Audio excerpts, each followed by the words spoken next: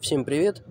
Значит, хотел бы рассказать такую причину, как стук распредвала. Значит, в чем может быть причина? У меня был стук распредвала. Что я сделал? Я взял 302 подшипник, откручиваем вот эту крышку распредвала, берем 302 подшипник, неважно какой, можно самый дешевый, убираем с него, получается, сбоку там идет такая цветная, как она, ну, проставочка, заглушка это идет.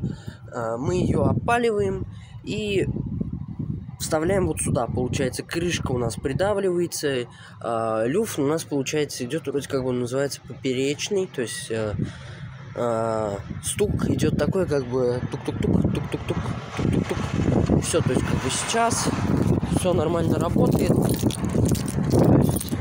Ничего не стучит, ничего не бьет. Цена вопроса, я как бы, за подшипник я отдал сам 150 рублей. Блин, зависает приборка, вот тоже не знаю, что с ней делать. Все. Двигатель у нас работает стабильно, ничто не стучит. Все. Работает ровно.